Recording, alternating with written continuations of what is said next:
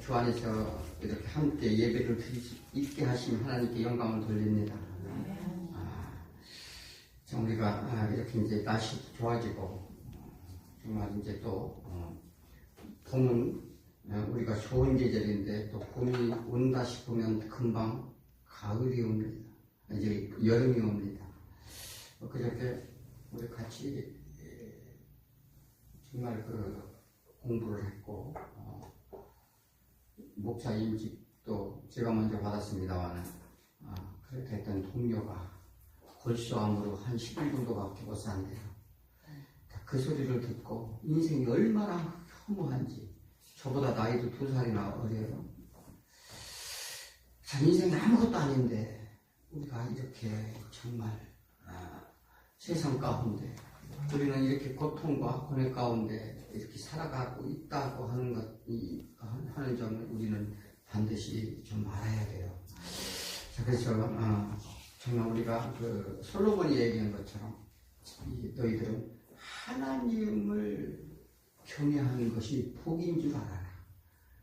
이렇게 고백했던 것처럼 우리도 주 안에서 정말 이 세상 끝날 때까지 우리가 천국에 가면 물론 이 생의 고락한 힘든 여정을 끝내고 천국에 가면 되는데 문제는 어디에 있느냐.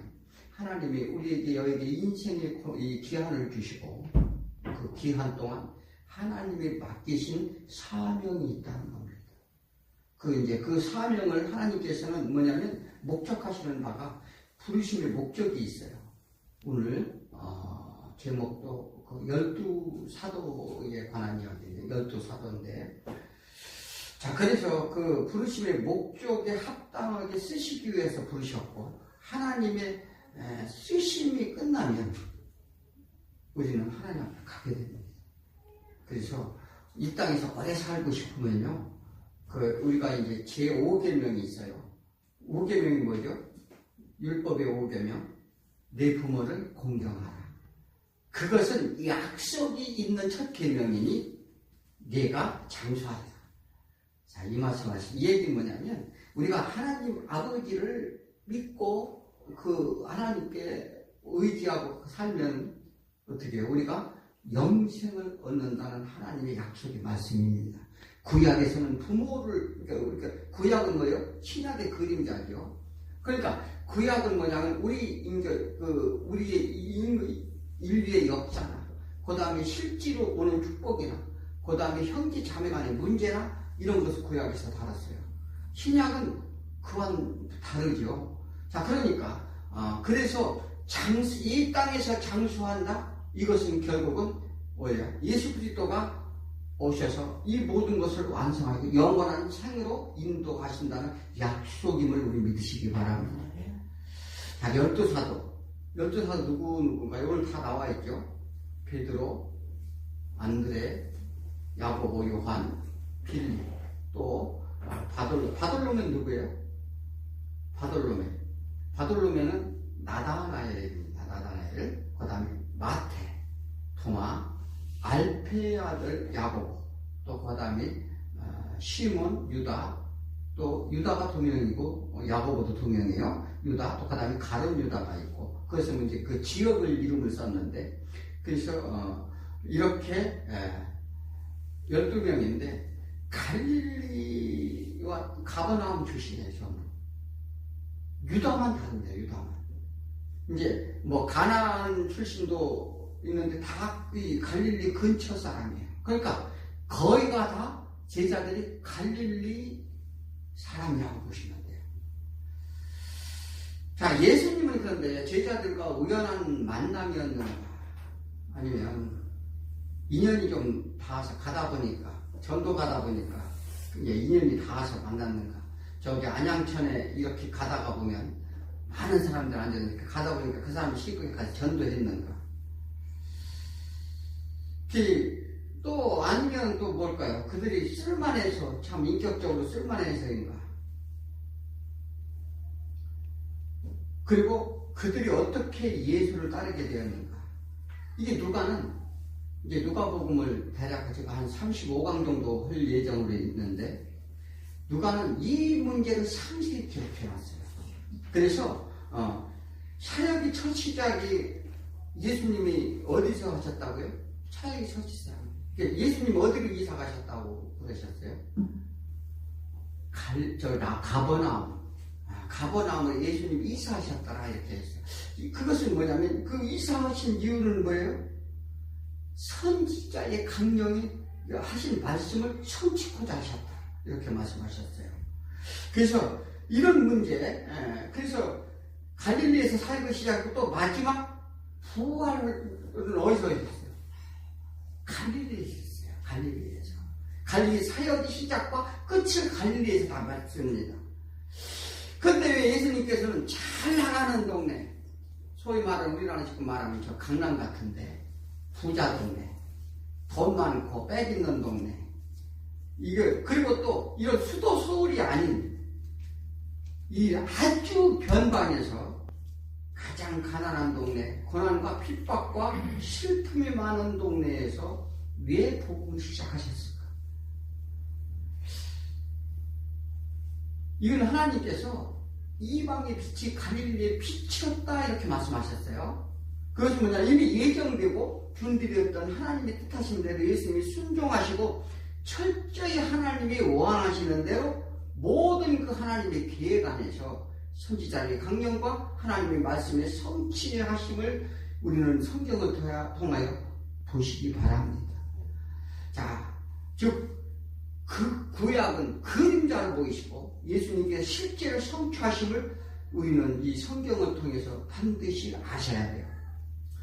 자, 우리가 잠재적으로 하나님을 믿는다고 하지만, 그러니까 그들이 이스라엘 민족은 어떻게, 우리가 유교 사상이 있잖아요.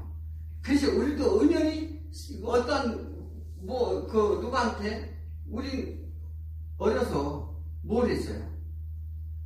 거기서 고사도 지내고 무슨 집을 질 때도 막 고사를 지내고 그랬어요. 그러니까 특별히 믿지는 않지만 뭔가를 믿었어요. 그렇잖아요? 이 마찬가지죠. 이스라엘 민족도 이게 뭐냐면 메시아를 기다렸다는 것은 뭐냐면 하나님을 믿었다는 얘기를 하는 거죠. 그들은 그렇게 날마다 나와서 예배 드리고 기도하고 하는 건 아니었지만 그래도 마음속에는 하나님을 믿었다 이 말이에요.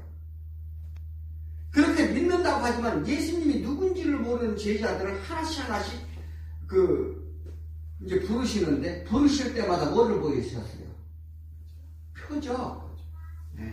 예수님은 제자들을 한 사람 한 사람 부를 때마다 표적을 보였어요.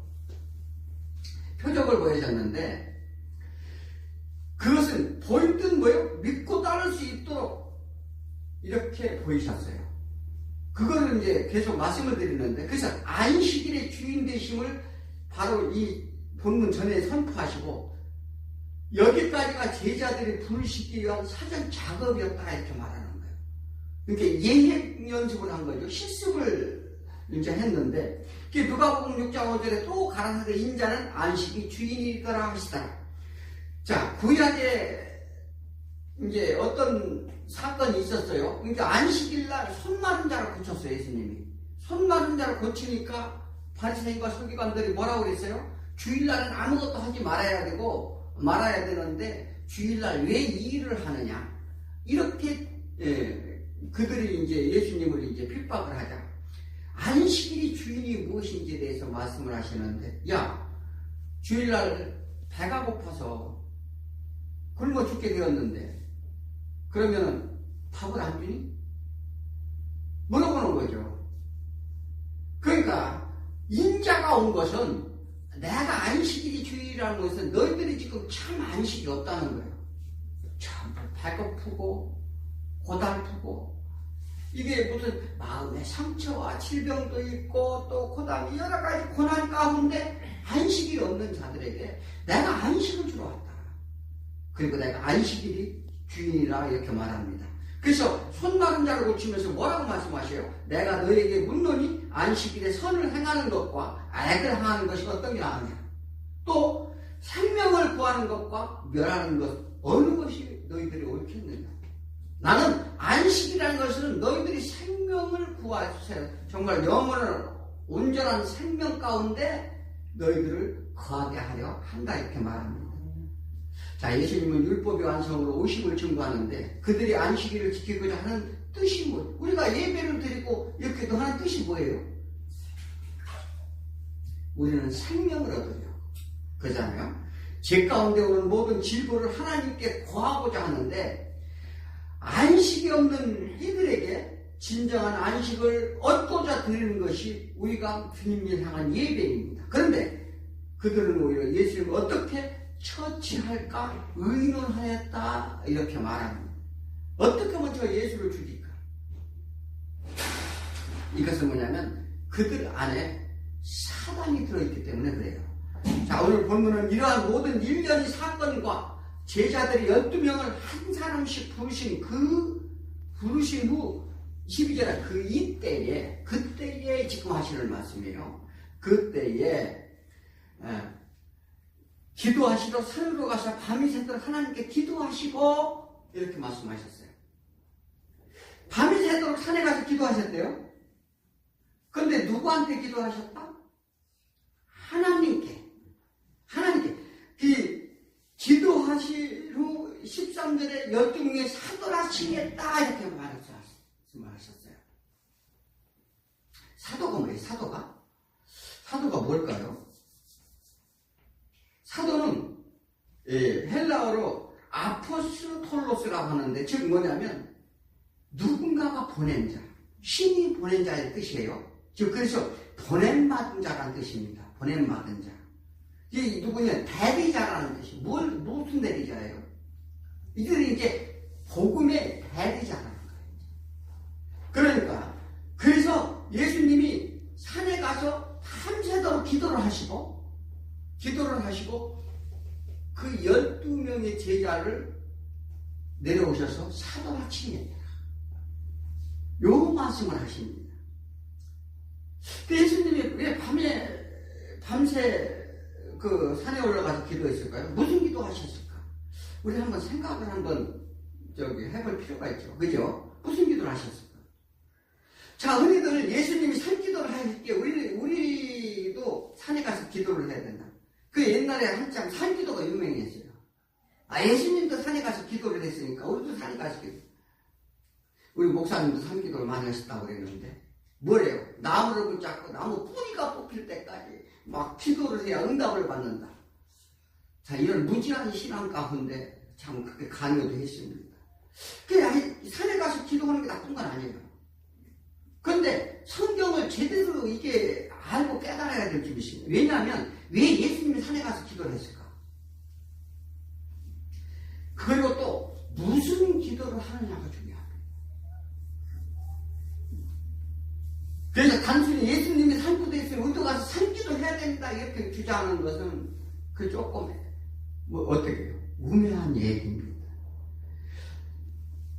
자, 우리가 누가복음을 다시 한번 독서를 해보자면 예수님께서 제자들을 부르시면서 예비교육을 먼저 실시했다고 했어요. 그런데 그 목적은 예수님의 뭐를 밝히기 위했다? 예수님이 누구신지 정체성을 밝히기 위했다.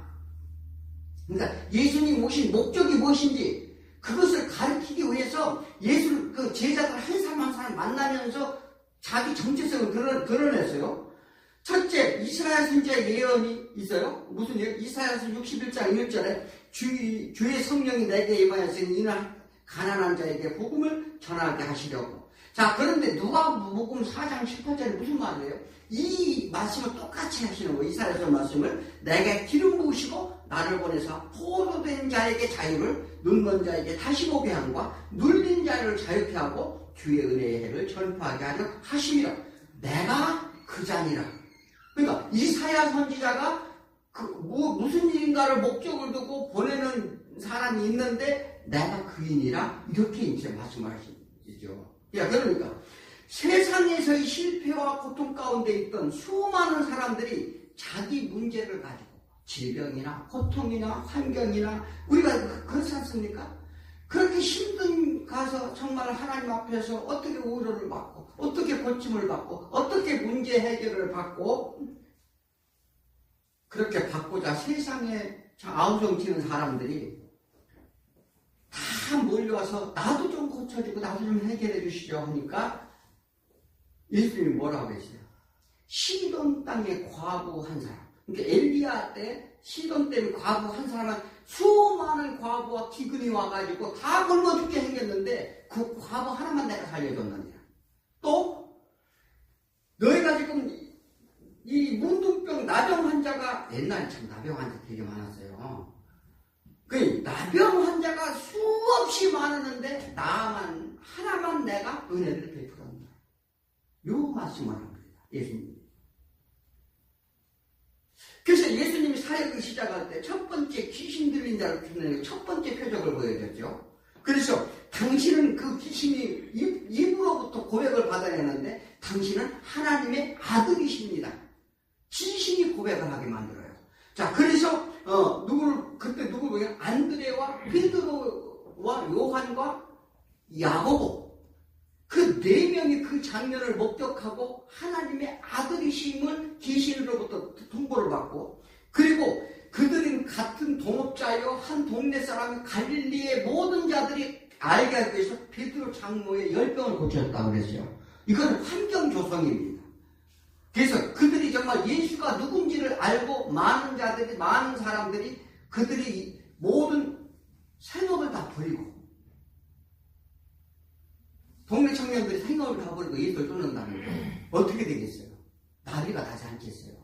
그래서 베드로 장모의 열병을 통해서 예수 그리스도의 증거심, 그래서 그가 기다렸더라. 아직 이게 성경을 잘 보시면 뭐냐면 그 베드로의 장모가 이미 그에게 뭐가 임했어요?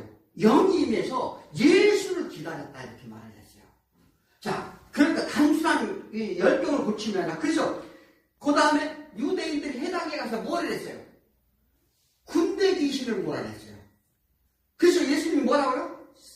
거기 있는 자들에게 너희들 다 귀신 들린 자들이다. 그래서 대표적으로, 그러니까 당신은 나와 아무 지금 상관이 없고 아직 우리를 멸할 시간 때가 아닌데 왜 벌써 와서 우리를 쫓아내려 하느냐. 이렇게 귀신이, 그 수많은 귀신이 고백을 하게 하죠. 그래서 뭐냐면 말문에 권세가 누구에게 있는지를 가르쳐주는 장면이죠. 그리고 어부들에게 뭘 했어요? 밤새도록 고기를 못 잡았는데 가서 그물을 던지니 그물이 찢어지도록 잡혔더라. 그 그물이 찢어지도록 잡힌 건 뭐예요? 그래서 예수 그리스도가 만물의 주관자임을 보여줍니다. 그래서 그때 누가요? 베드로가 몸을 탁 꿇으면서 저는 죄인입니다. 고기 많이 잡는 거하고 죄인하고 죄하고 상관이 없잖아요. 그런데 왜냐하면 내가 예수 그리스도가 누군지를 표적을 여러 번 보고서도 믿지 못하고 자기 생각으로 자기 고집으로 살았던 것에 대하여 그는 무릎을 꿇으면서 제가 잘못했습니다 인정하는 거예요. 그래서 문둥병자의 제시스템의 표적을 보여주고, 그 다음에 중풍병자의 믿음으로 구원을 받는다는 걸 보여주고, 그리고 제사장 출신 레위인 마태를 찾아가서 잔치를 벌이면서 죄인을 위해 와서 왔음을 그들에게 다 고백하게 만들어요. 그래서 예수님이 뭐니까 나는 죄인을 위하여 왔지 의인을 위하여 오지 아니하였다. 요 말씀을 하십니다. 그래서 예수님이 구원의 은혜로 잔치를 벌이는 장면을 보여주는데, 그러나 진정한 안식과 기쁨이 주인 되신 그 손마른 자 고침을 위해서 생명을 구하러 오셨다는 것을 공표를 하게 됩니다. 여기 이제 누가복음 그동안의 내용이에요. 자, 그러니까 그 이름의 제자를 어떻게 부르셨다. 조금 이것을 설명하기 위해서 그래서 내가 사도로 칭하한다. 너희들을. 이건 앞으로 너희들에게 그런 사명을 맡기고자 한다. 그래서 하나님이 택하신 제자들의 사명을 감당을 위한 예수님의 기도입니다. 자, 지금도 우리를 위해 중보해 주시는 예수님의 기도가 있음을 믿으시기 바랍니다. 예수님이 우리를 위해 어떻게 한다고요? 기도를 해 주신다는 거죠. 어디 나와요? 요한복음 17장 24절에 아버지가 내게 주신 자도 나 있는 곳에 나와 함께 있어. 아버지께서 창세 전부터 나를 사랑하심으로 인하여 내게 주신 나의 영광을 저희로 부식하기를 원하나이다. 자, 예수님이 사명을 맡긴 자들에게 참 안식과 기쁨을 하늘 보좌 영광을 함께 누리도록 해달라 기도하시는 예수 그리스도이심을 믿으시기 바랍니다. 그래서 복음을 맡기기 위해 이제 예수님은 특별히 12명을 뽑아 제자를 세우시는데 12명이 적어요? 많아요. 사람들은 12명, 예수님은 딱 수많은 사람들 12명만 뽑았다고 얘기하는데 그렇게 생각하면 안 돼요. 12명이라는 것은 뭐예요? 모든 이스라엘 민족이 몇 지파예요? 이게 다 대표격이에요. 그래서 뭐냐면 모든 만민의 구원 받을 자를 예시하는 거죠. 12명이라는 것은. 그러니까 단순히 12명의 제자만 뽑아가지고 그 교육을 시켜서 이런 문제가 아니고요. 그러니까 앞으로 그러니까 예수님께서는 뭐냐면 그들이 이제 예수님의 이제 사역을 맡기는데 그래서 뭐냐면 이제 어떤 일들이 벌어지느냐. 예수님께서 산에 올라가서 정말 밤새도록 기도하는 그 참뜻이 있어요. 자, 우리 이제 그것을 하나씩 같이 한번 보자고요. 13절에 그들 사도라 칭하니까 앞으로 있을 모든 구원이 이것은 뭐냐면 사도라는 것은 천국의 열쇠 위임이에요. 이제 내가 너희들을 이제 보내마.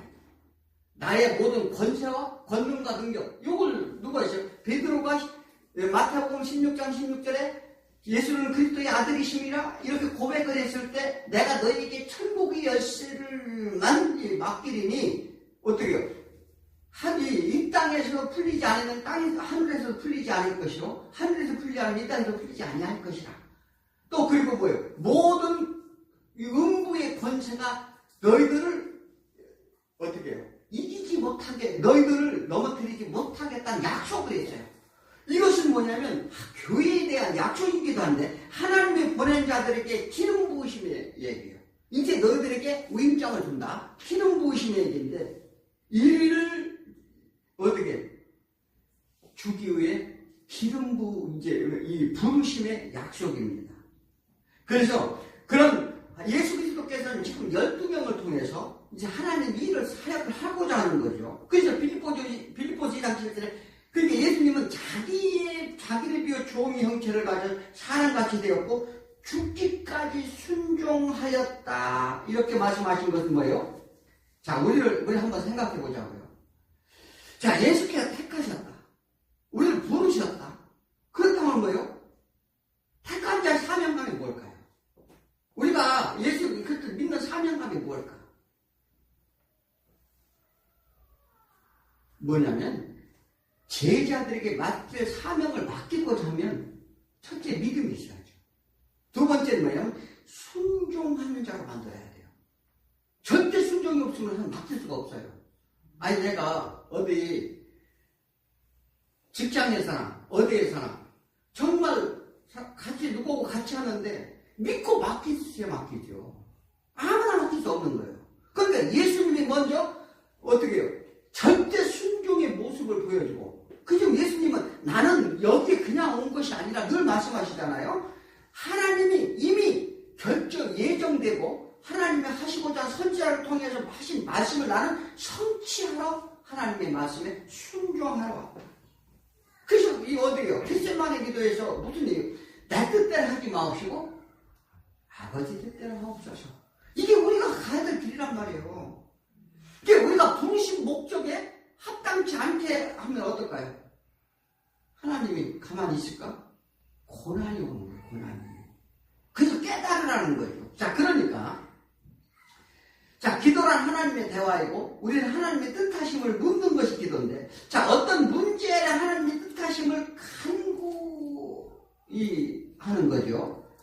자, 예수님의 행보를 보면 예수님이 왜 기도가 필요하신가 생각해 봐야 돼요. 자, 우리가 해야 할 일에 철저한 시범을 보여주시는 거예요. 지금 예수님이 우리가 어떻게 신앙생활을 해야 될지. 그래서 예수님께 하나님이신데 우리 형상으로 연약한 모습으로 오셨기 때문에 항상 우리 처지와 함께 인간의 한계성을 느꼈어요. 그래서 세 배고프고 고통받고 모든 질고를 당하셨고 아픔 또한 마음속 깊이 느끼셨다. 이사야서 53장에 딱 나오잖아요. 십자가 지시면. 그가 예수 그리스도란 말이죠. 자, 히브리서 1장 1절에 이 모든 마지막 날에 아들로 우리에게 말씀하셨으니 이 아들은 만유의 후사로 세우시고 또 저로 말미암아 모든 세계를 지으셨느니라. 요한복음 1장이 뭐죠? 만물 그로 말미암아 되어졌고 그가 아니면 만물이 하나도 되어진 게 없다 이렇게 말씀하셨어요. 그래서 첫 번째 세상 창조와 새로운 창조, 우리가 새로운 거듭남에, 그러니까 새로운 나라를 건설하는데 그가 후사자, 그가 아니면 후사가 없다는 것입니다. 그래서 또 우리가 하나님께 하는 기도란 자신을 보는 것이고 하나님과 대화의 필연성을 깨닫게 하는데 이게 복 있는 자는 하나님의 말씀을 즐거워하고 그 말씀을 취하고 묵상하는 자로. 그러므로 우리는 하나님을 떠난 죄 가운데 인생의 길이 흑암에 쌓여 있어요. 자, 그죠? 우리는 앞길도 모릅니다. 방황하는 가운데 있었다는 것을 반드시 우리는 기억해야 돼요. 우리는요, 그게 뭐냐면 어디서 와서 어디로 가는지, 왜 사는지, 우리가 그 나그네 인생길을 살게 돼요. 자, 우리가 어디 여행을 가는데, 외국 나라, 우리는 왜 나그네라고 그래요? 우리는 하나님 나라 백성이기 때문에 이 세상 나라는 우리는 우리나라가 아니라고요. 자, 그러니까 나그네일 수밖에 없어요. 그래서 나그네 인생을 산다고 그러는데 나그네라는 것은 뭐냐면 내가 살던 우리가 소위 그 깡패들이 말하는 나하발이라고 그러죠. 자기 나하발이를 확실히 알잖아요. 자, 그러니까 우리는 근데 이 땅이 우리 것이 아니므로 우리가 우리 나라가 아님으로 인해서 어떻게 해요? 우리는 이 땅에 대해서 어떻게 해요? 관심을 가질 필요가 없어요. 관심을 가질 필요가 없다니까요. 자, 그런데 그러다 보니까 어떻게 해요? 우리가 어디로 가는데 이국 땅에 가니까 너무나 낯설어. 환경도 안 맞아. 그렇잖아요. 먹을 음식도 안 맞아. 여행 가보셨죠? 저 필리핀 갔더니 참 맨 기름으로 막 기본복을 해서 저는 김치만 먹고 살아가지고 김치 없이는 밥을 못 먹겠더라고요. 그런데 식성이 좋으신 분은 잘 먹더라고요. 자, 이와 같아요. 외국에 가면 우리가 뭐든지 다 낯설다니까요. 맞을 수가 없어요. 그런데 신앙인이면서 어떻게 해요? 그들과 맞춰서 되겠어요? 그 예수님도 십자가 빌라도한테 거에서 뭐라고 그랬어요? 한마디도 변명하지 않아야 한다. 왜냐하면 예수님이 누구한테 심판할 자격이 없다는 거예요. 너희들은 나를 심판할 자격이 없다. 내가 너희 나라 백성도 아닌데 내가 왜 너희 나라 왕한테 심판을 받느냐. 그 말씀하셨잖아요. 마찬가지예요. 우리는 어떻게 해요? 세상 가운데 우리는 심판을 받지 않는 거죠. 이와 같이 우리 예수께서는 우리가 정말 이 나그네 인생길 가운데 뭐하러 오신다? 안내하러 오신다. 우리는 어디서 왔는지 어떻게 되는지 나그네 인생길에 헤매는 우리에게 그 흑암에 쌓이는 우리에게 빛을 밝혀줘서 우리가 갈 길을 인도하러 오신다. 이게 예수님 하시고자 하는 말씀입니다. 자, 우리는 그래서 이거를 확실히 우리가 깨어 있어야 돼요. 그래서 이 12명의 제자들에게 이제 창조의 목적을 가르쳐야 되기 때문에 예수님께서 무엇을 하시는지 그들이 잘 배우고 깨닫도록 또 무엇을 가르치고 인도해야 될지를 하나님과 대화하기 위한 하나님의 이제 그 예수님의 방법인데, 자, 그렇습니다. 우리가 예수님을 믿는 것은 그가 하나님의 아들이신과 그가 우리가 하나님 관계가 단절되고 우리에게 우리 상태가 어떤지, 그러니까 우리는 어떻게 해요? 하나님과 떠났기 때문에 하나님과 단절되어 있단 말이에요. 그래서 단절된 관계를 회복시키러 오셨는데, 그래서 우리 상태가 어떤지 깨달으라 이 말이죠. 그래서 왜 이 땅에 우리가 오게 되었는지, 왜 우리가 이 땅에서 고통을 받는지, 왜 세상 삶이 힘든지, 우울증도 걸리고 스트레스 걸리고 부부간에 다투고 어떻게 해요? 이게 이런 근본적인 것은 뭐예요? 우리가 죄를 하나님을 떠남으로 인한 증상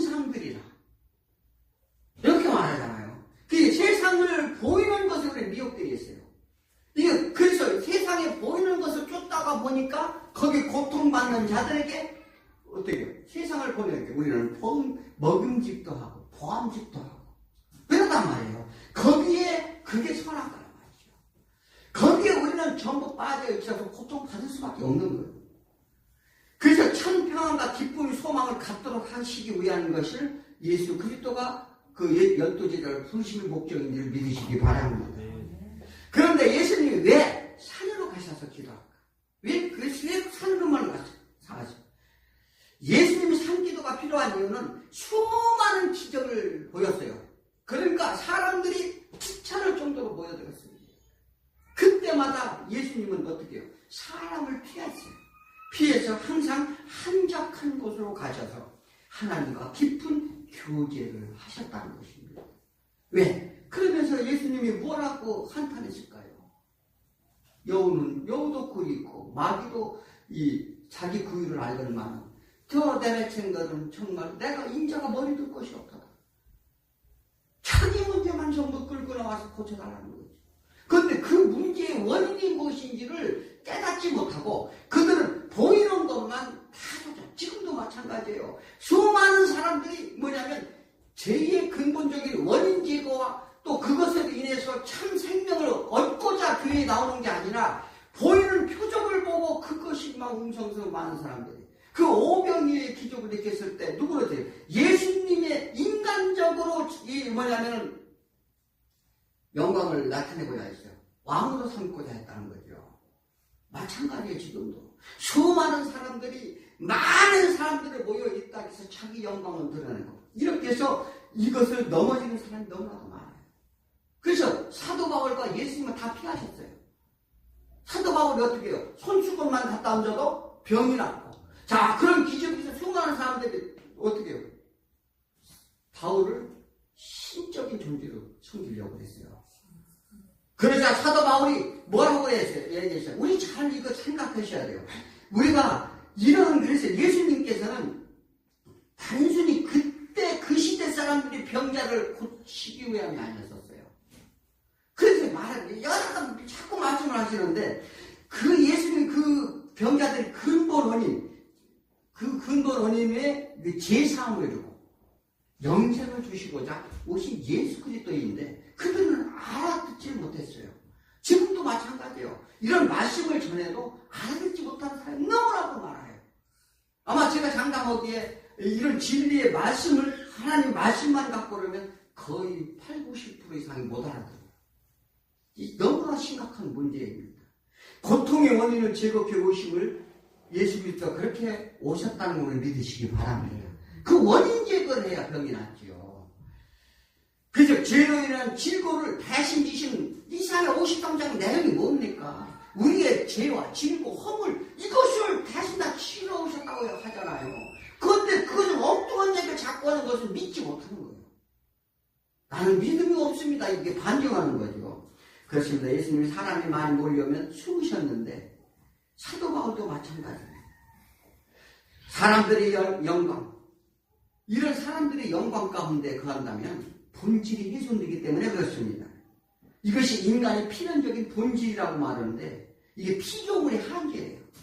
우리 한계예요. 그래서 뭐냐면 인간의 욕망은 더 가지고 싶고 더 커지고 싶고 더 높아지고 싶고 자신의 이름을 더 나타내려 간다는 것은 하나님께 원하실까요?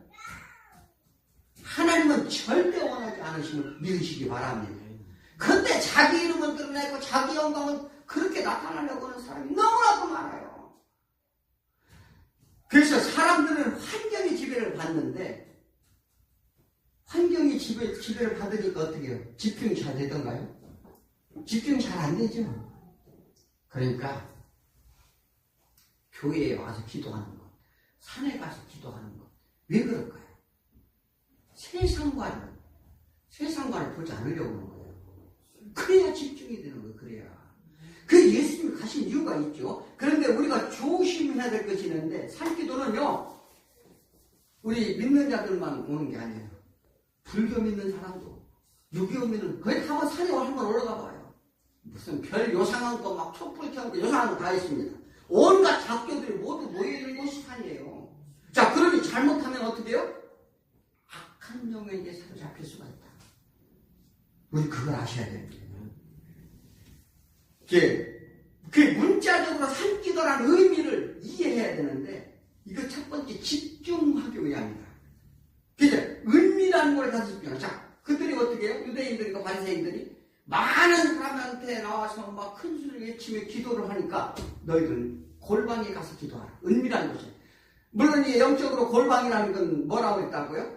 성소의 안에 있는 방들을 얘기하는 것인데, 그 진설병을 만들고 뭐 이러는데 그 의미가 뜻이 무엇인지를 내가 깨달으라는 얘기인데, 자, 어떻게 됐든 우리가 육체적으로 환경의 지배를 받기 때문에, 그래서 그래서 혼자 묵상하고, 또 그리고 교회에 아무도 없을 때 나와 혼자 하나님한테 대화하는 거예요. 네, 그러면 집중이 되고 하나님이 은혜 내려주실 줄 믿으시기 바랍니다. 자, 이게 그래서 올바른 응답기도, 기도는 어떤 기도가 그럼 해야 될까? 산에 가서 어떤 기도를 해야 될까? 골방에 가서 어떤 기도를 해야 될까? 예수님이 가르쳐 주셨어요. 먼저 하늘에 계신 우리 아버지, 이제 하늘 보좌에 대한 기도를 하라는 거죠. 그래서 대상이 이제 하나님한테 하고, 두 번째는 이름이 구별되어 있음을 인정해야 돼요. 왜냐하면 이것은 이게 하기오스라고 그러는데, 뭐냐면 예수 하나님께서는 우리가 구별되고 우리의 마음 위에 주심이시고 인간과 다른 분이심을 인정하라는 거예요. 우리가 피조물임을 고백하라는 거죠. 나의 연약함. 이것이 하나님께서 기뻐하신다는 거예요. 그것이 하나님의 장중에 있음을 고백하라는 겁니다. 저는 항상 하나님이 아니면 살 수가 없습니다. 장중에 있음을 고백하고, 세 번째는 하나님 나라에 대한 소망을 가져야 돼요. 이것은 뭐냐면, 이것은 현재 진행형으로 성경에서 써 있습니다. 뭐냐면 하나님 나라는 언제든지 소망을 갖고 있어야 된다. 그러므로 현재 나에게 임해달라는 거예요. 하나님 나라가 나한테 지금 왜? 나는 지금 어떤 곳에 있습니까? 이 세상 고통 가운데 있단 말이에요. 그러므로 인해서 삶의 두려움이나 우리의 상처나 고통도, 근심도, 눈물도, 이런 모든 것 가운데 지금 하나님 나라가 나한테 임해 주옵소서. 그게 하나님 나라는 거예요. 평안이잖아, 평안. 자, 그래서 문제 앞에 휘둘리지 않고 내 마음에 하나님 나라가 임하게 하여 주옵소서. 내가 이 시간과 공간 안에서 하나님이 주어진 부르심의 뜻이 무엇인지 깨닫게 해서, 이 하나님 나라가 지금 나에게 지금 임하지 않으면 저는 이 고통을 벗어날 길이 없습니다. 이거 고백하는 거예요. 그리고 네 번째는 하나님의 뜻을 이루어지게 하여 주옵소서. 뭐냐면 창세전에 계획하신 하나님의 뜻이 있습니다. 우리 모든 죄짐을 십자가에 다 묻으시고 우리를 위해 오신 예수 그리스도를 이루고자 하는 이 땅에서 하는 뜻이 하늘에서 이루어지시, 이 땅에서 이루어지게 하여 주시옵소서. 자, 이걸 뭐냐면 주님이 기가 막히게 가르쳐줬잖아요. 예수님의 기도도 하나님의 뜻을 위하여 하나님과 대화하시면서 지금 삼기도 가신 거예요. 자, 그러니까 다섯 번째는 우리에게 필요한 양식을 달라고 하잖아요. 그 뭐냐면 우리 육과 영과 혼의 양식을 구하는 기도를 하라는 거죠. 모두 강건함을 위해 기도하는데, 하나님 나라에게 이르기 위한 간구하는 기도 어떻게 해요? 요한복음 15장 16절에 딱 나와 있어요. 너희가 나를 위해서 지금 뭐냐면 너희가 간구하는 모든 기도는 열매 맺기 위해서 하는 기도를 내가 무엇이든 너에게 줍니다. 이렇게 약속을 했어요. 그래서 여섯 번째는 세상의 모든 죄를 사해달라. 이 용서함의 간구입니다. 이게 뭐냐면 우리 죄가 용서를 받았어요. 왜? 죄사함을 부르심을 받은 자는 십자가를. 근데 저들이 뭐냐면 나를 핍박해. 세상이 나를 핍박한단 말이에요. 그러니까 예수 그리스도의 십자가 돌아가실 때 뭐라고 했어요? 저들은 아무것도 모르고 그들이 죄를 모르고 있다는 거예요. 그러므로 나의 죄를 사하니까 저들의 죄도 좀 사하여 주옵소서. 용서함의 기도를 하면 내가 용서를 받는다는 거예요. 성경에서 말씀하시잖아요. 자, 그러니까 사단의 시험에 들지 말게 해달라. 그래서 우리는 살다 보면 이 시험에 들게 됩니다. 환경의 지배를 받고 넘어지고, 그래서 그 악에서 금전해 주옵소서. 깨어있게 해 주옵소서. 일곱 번째는 사단의 시험에 들지 않게 해달라고 말씀하신 것 같이, 이제 그 나라의 권세와 영광이 하나님께 나타나게 하여 주옵소서. 이것이 하나님이 이 땅을 창조하시고 우리 창조하실 목적에 대해 기도하는 것입니다. 우리가 기도가요, 이런 기도하면 하나님의 응답이 없을 리가 없어요. 100% 응답을 해준다는 겁니다. 자, 그러니까 하나님이 하시고자 하는데 내가 고침을 받고자 원하느냐 물어보잖아요. 문둥병 환자에게 네가 고침을 받고자 원하느냐. 야, 내가 원한다. 내가 원해. 그러면 네가 고침을 받기 위해서 어떻게 했냐? 믿음으로 나오라는 거야. 믿음으로 나오라. 믿음이 없으니까 뭐 고침을 받지 못한다는 사실을 우리는 아시기 바랍니다. 자, 그러므로 내가 내 의로는 살 수 없음을 인정하고 간곡한 마음으로 기도하시면 반드시 응답이 있다는 사실을 믿으시기 바랍니다. 기도가 어려운 기도가 아니면 응답이 어려워요. 내 문제만 해결해달라? 이렇게 하지 마시고 상대를 탓하지 마시고 먼저 왜 문제가 생겼는지를 깨닫고 솔직히 나를 고발해야 돼요. 하나님 앞에 나를 고발해야 된다니까요. 기도할 때 하나님의 공의 하나님이심을 반드시 믿으시기 바랍니다. 자, 예레미야 25장에 보면 하나님의 자녀가 징계를 받지만 그를 괴롭힌 바벨론을 반드시 심판하시겠다는 약속이 있었어요. 그러니까 걱정하지 말라니까요. 남편 속세기도 걱정하지 말라니까요. 왜? 하나님께 온전한 기도는 하나님이 하신다니까요. 내가 절대 못해요.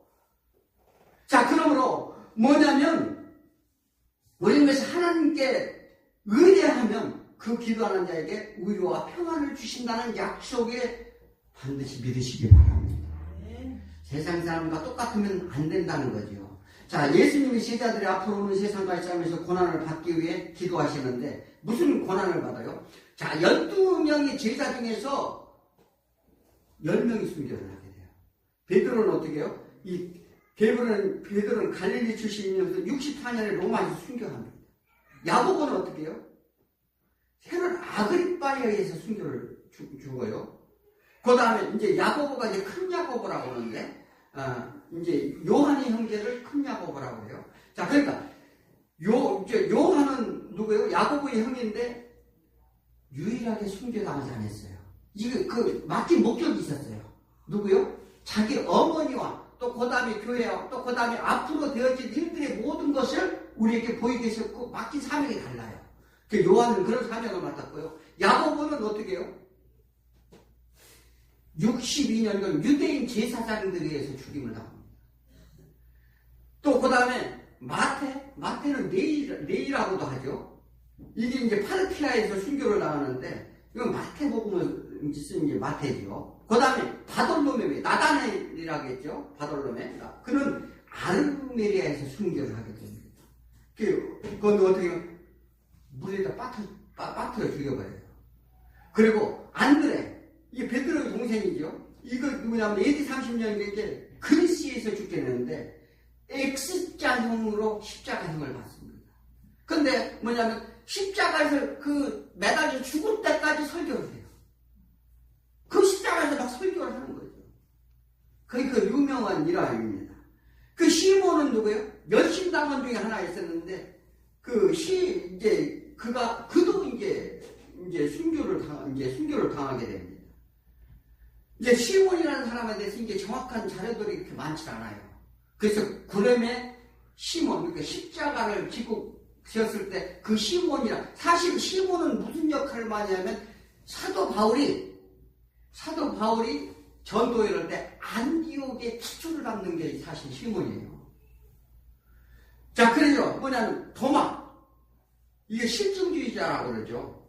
그렇게 보지 않고 믿지 못하는 믿음. 인도에서 순교를 하는데 예수님의 뜻을 깨닫기 위해서 몸부림쳤어요. 그래서 이 도마복음서에 보면 잘 나오는데 예경이기 때문에 이게 못 보셔서 잘 모를 겁니다. 그 다음에 유다, 이것도 열심당원 중에 한 사람인데 육신이 톱을 두 동강으로 나서 순교를 당합니다. 그 그림이 톱을 들고 있어요. 근데 중동 지역에서 죽게 되는데, 그 다음에 필립은 어떻게 해요? 필립은 성격이 참 소심한 성격이었어요. 그래서 쉽게 믿지 않아요. 우리도 사람 중에 그런 사람 있잖아요. 소심한 사람들은 막 쉽게 믿지 않았어요. 성질이 아주 막 베드로 같이 괄괄하고 기면 기고 아니면 아니고, 이런 사람은 믿으면 확 열심히 믿는데, 그런데 이 베드로가 하나님의 은혜를, 예수 그리스도의 은혜를 입어서 믿음으로 달려가게 되는데 히에라폴리스에서 순교를 하게 됩니다. 이 가룟 유다는 아시다시피 자기가 스스로 복매해 죽었죠. 자, 이와 같이 예수님이 지금 산기도를 밤새도록 하는 이유가 지금 이 일을 감당해야 돼요, 제자들이. 그럼 어떻게 되겠어요? 이 일을 감당하게 해 주옵소서. 하나님 아버지, 하나님이 부르신 자들 아닙니까? 하나님이 선택해 준 자리 아닙니까? 그러니 지금 이들이 이 일을 감당하기 위해서 이들을 지켜주옵소서. 밤새 눈물로 기도하는 거예요. 한 기도 가서 무슨 기도를 하셨어요? 자, 한번 생각을 해보세요. 자, 우리가 그러한 예수 그리스도의 기도, 받을 고난을 위해 기도하신다. 흑암 속에 있는 시간과 공간의 세계에서 모함, 질투, 미움 등으로는 십자가 고난, 이는 사단의 공격이 이길 수 있도록 지금 제자들이 기도하는데, 시편 22편이나 이사야 53장에서 이미 예교된 십자가를 치시기 위한, 그들도 다 십자가를 져야 돼요. 예수님은 치시니까. 그러니까 뭐라 하죠? 나를 미워할지 너희도 미움을 받을 것이다. 핍박. 그래서 우리 팔복 중에 마지막 복이 뭐예요? 핍박받는 자, 복이 있나? 천국이 그들의 것이니라. 자, 이게 뭐냐면 우리는 의 은혜를 받아 모든 죄지고 덮여지는 것을, 그 예수님이 첫 열매가 되셨다고 해요. 이 애타는 마음, 예수님이 이를 위해 밤을 새우시면서 기도하신다는 사실을 믿으시기 바랍니다. 그럼 우리는 누구를 바라봐야 하는지 알아야 되는데, 그래서 우리는 그렇게 우리를 위해 기도하신 예수 그리스도를 바라봐야 돼요. 히브리서 12장 2절에 믿음이 주여 또는 온전케 하신 인 예수를 바라보자. 저는 그 앞에 즐거움을 위하여 십자가를 참으사 부끄러움을 개의치 않으시더니 하나님이 보좌 우편에 앉으셨느니라. 자, 그러므로 모든 믿음이 선지자들이 바라봤던 일이 예수 그리스도의 보좌였다는 거예요. 자, 그러므로 우리도 예수 그리스도를 바라봐라. 그들은 모든 이 세상의 인생길이 잠깐 있다 가는 나그네 순례자의 길이었다. 이렇게 히브리서 11장 믿음 1장에서 고백을 합니다. 오직 본향을 사모하고 멀리서 예수 그리스도의 십자가를 바라보았다. 히브리 기자는 믿음이 무엇인지 설명하는데, 베드로전서 1장 7절에 너희 믿음이 시련이 불로 연단하여도 없어질 금보다 더 귀하고 예수 그리스도에 나타나실 때에 칭찬과 영광과 존귀를 얻게 하려 하심이니라. 모든 육체는 풀과 같고 모든 영광은 풀이꽃과 같으니 풀 마르고 꽃은 시들되 하나님의 말씀은 영영하시도다.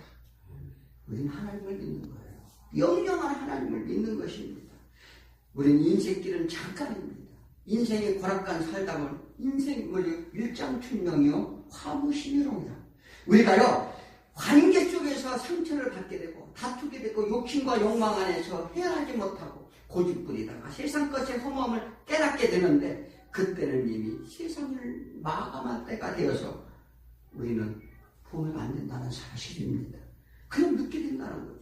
인간 육체의 삶은 기한이 정해져 있습니다. 이미 결정된 사실입니다. 세상은 사단의 권세 아래 하나님 모르는 자들, 사단들이 그들 안에서 온갖 불의를 조장한다. 로마서 1장 29절에, 에베소 2장 2절에 우리는 그들이 좋은 것을 하는 자였다. 이렇게 말합니다. 예수님 12명의 제자를 불러 그들을 교육시키고 훈련시킨 것은 모든 인류가 고통받는 것에 벗어나기 위한 예수님의 특별한 은혜라는 걸 믿으시기 바랍니다. 여기서 우리의 대표를 지금 다 12명을 뽑아놓은 거예요. 자, 그러므로 우리의 생명의 근원은 우리 마음속에 있다. 이렇게 말합니다. 어디요? 전도서 4장 23절에 말합니다. 그래서 사단이 우리를 황폐하게 합니다. 로마서 1장 29절에 불의가 온갖 불의와 추악과 탐욕과 시기와 살인, 또 악독과 비방과 능욕과 무정과 무자비한 모든 것들, 이런 마음에 우리에게 심어준다. 그래서 여기에 우리가 매여 있다 이렇게 말합니다. 그게 뭔가에게 매여 있어요. 전부. 그러므로 왜 예수를 믿고 따라야 하는가? 이 세상에 매고 묶이고 갇힌 모든 것들을 내가 풀어주고 이렇게 오셨다고 말을 하잖아요. 예수님이 고난의 십자가에 고통을 받으며 십자가에 죽으시고 우리의 모든 죄의 짐을 벗게 하셨느니라. 지금 힘들고 피곤하십니까? 그 걱정하지 마십시오. 이것이 환난은 잠시입니다. 예수 안에 가시기 바랍니다. 그분이 항상 평안과 기쁨과 영원한 참 안식을 허락하심을 믿고 순종하는 저와 여러분의 불받은 자들이 되길 소원합니다. 기도합니다. 하나님 아버지 감사합니다. 오늘